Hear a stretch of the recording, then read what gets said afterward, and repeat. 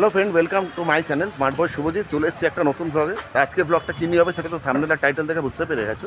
এই ভিডিওতে তোমাদের দেখাবো যে আমাদের ভারতবর্ষ তথা পশ্চিমবঙ্গে কলকাতার সবচেয়ে বিখ্যাত শিব মন্দির ভূতনাথ মন্দির। এই শ্রাবণ মাসে এখানে অনেকেই ভিড় করে এবং আসাও উচিত, কেন সারা বছর আমরা যখন নিজ নিজ কাজে ব্যস্ত থাকি এবং ধর্মকর্মে সময় দিতে পারি না, কিন্তু এই শ্রাবণ মাসটা অন্তত একবার এই ভূতনাথ মন্দিরে আমরা প্রত্যেকেই আসি যারা কলকাতার লোক। শুধু কলকাতার লোক না, কলকাতা থেকেও বহু জায়গা থেকে, কলকাতার বাইরে, পশ্চিমবাংলার বাইরে, ভারতবর্ষের বহু জায়গা থেকে এখানে লোকেরা আসে এবং ট্যুরিস্টরাও আছে। এবার ব্যাপার হচ্ছে এইটাই যে এই ব্লগে ভূতনাথ মন্দিরটা আমি তোমাদের দেখাবো, তা আশেপাশে সংলগ্ন এরিয়াটা তোমাদের প্রথমে দেখিয়ে দিই। আচ্ছা, প্রথমে তোমাদের দেখিয়ে দেবো যে কীভাবে এই মন্দিরে আসবে। যেখান থেকেই মেট্রো ধরো না কেন, তোমাদের আসতে হবে শোভাবাজার মেট্রো স্টেশন। এইখান থেকে ওপরে উঠে উল্টোডাঙা শোভাবাজার যে অটো রুটটা আছে, মানে ঠিক এই সিআর এভিনিউর পাশে এই যে ক্রসিংটা, এখানে তোমাদের আসতে হবে। জায়গাটা ভালো করে দেখে নাও। এইখান থেকেই কিন্তু তোমাদের অটো ধরতে হবে আহরিটোলা যাওয়ার জন্য।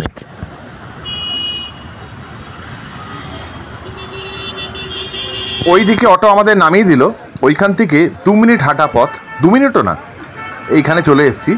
এই সরু গলিটা ধরে সোজা গেলে সার্কুলার রেল অর্থাৎ চক্র রেলের লাইন টপকালেই ভূতনাথ মন্দির।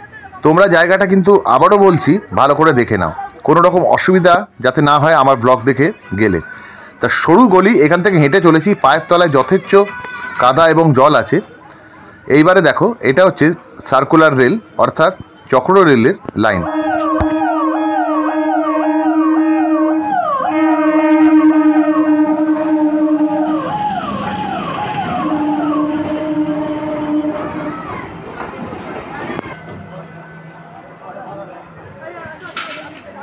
এখানে পরপর অনেকগুলি মন্দির আছে, চাইলে তোমরা দর্শন করতেই পারো, কিন্তু সাবধান, রেল লাইন এবং পিচ্ছিল রাস্তা। বর্ষাকাল, সেই জন্য রাস্তা কিন্তু যথেষ্ট পিচ্ছিল। অনেকেই প্রায় আমার চোখের সামনেই পড়ে গেছিলো, যেমন তোমরা দেখছো। এইখানটা কিন্তু একটু সাবধান। এটাকে টপকালেই ভূতনাথ মন্দির চলে আসবে, একদম পাশেই। ওই দেখা যাচ্ছে ভূতনাথ মন্দির, ওই দেখা যাচ্ছে সেই বিখ্যাত ভূতনাথ মন্দির। ভক্তবৃন্দের যথেষ্ট সমাগম ঘটেছে। তা চলো মন্দিরটা এক্সপ্লোর করি আর যতটা পারি তোমাদেরকে দেখাই। পাশে রবীন্দ্রনাথ ঠাকুরের সমাধিস্থলটি এখন বন্ধ, দেখাতে পারলাম না। দেখতে পাচ্ছেন সেই বিখ্যাত আমাদের কলকাতা পশ্চিমবাংলার ভূতনাথ মন্দির, বিখ্যাত শিবের মন্দির। এই শ্রাবণ মাসেতে প্রায় প্রত্যেকেই এখানে আসেন পুণ্যার্থী, পুণ্যের আশায়। তোমরা যদি চাও অবশ্যই আসতে পারো। তো তোমাদের পুরো লোকেশনটা কীভাবে আসতে হয় দেখালাম।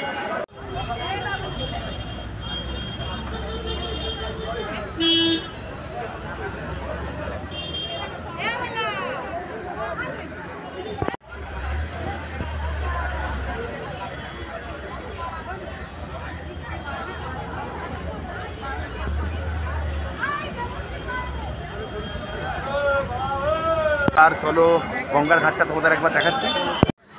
কথায় আছে যে গঙ্গা সংলগ্ন কোনো যদি ধর্মীয় স্থান বা মন্দির হয়, তাহলে তার একটা আলাদা মহত্ব থাকে। অবশ্যই আছে। এই মহত্বের জন্যেই এত দূর দূর থেকে ভক্তরা এই ভূতনাথ মন্দিরে ছুটে আসে।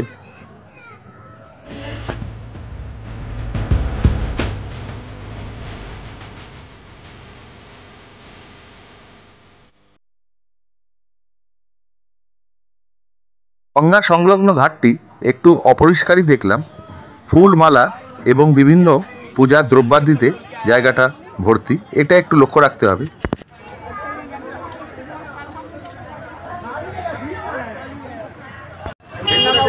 ডালা ডালা আর্কেট, মানে আমাদের দক্ষিণেশ্বরে যেরকম ডালা আর্কেট থাকে, এখানে ওরকম ডালার দোকান। তোমরা যদি পুজো দিতে এসছো, পুজো দেবে, তাহলে অবশ্যই এখান থেকে ডালা সংগ্রহ করতে পারো। 20 টাকা থেকে স্টার্ট দেখলাম।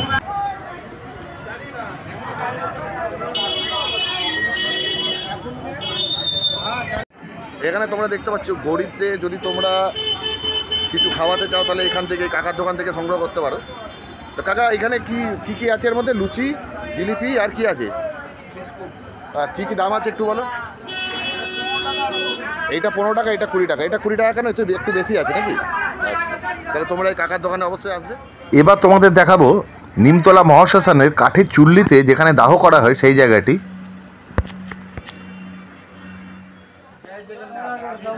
জল চড়াতে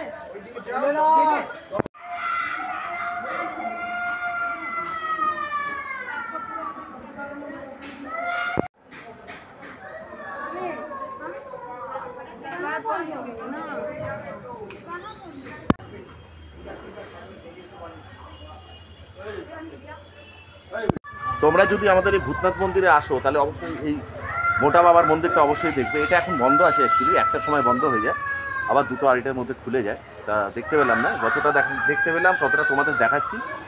তোমরা এই মন্দিরটা অবশ্যই এসো এবং ভিজিট করো, ভালো লাগবে। এটা নাকি শতাব্দী প্রাচীন মন্দির, অবশ্যই ভিজিট করো। ভিডিও শেষে তোমাদেরকে কয়েকটা কথা বলে দেওয়া খুবই দরকারি। সেটা হচ্ছে যদি এখানে যাও তাহলে অবশ্যই সোমবার দিনকে যদি যাও একটু বুঝে শুনে যাবে, কেননা সোমবার দিন কিন্তু প্রচণ্ড ভিড় হচ্ছে।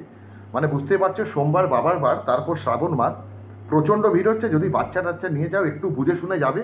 আমি যেরকম বৃহস্পতিবার দিন গেছি, সেই জন্যে আমার কাছে অতটা ভিড় মনে হয়নি, অতটা ভিড় ছিল না। সোমবার দিন যদি যাও একটু বুঝে শুনে যাবে, প্রথম।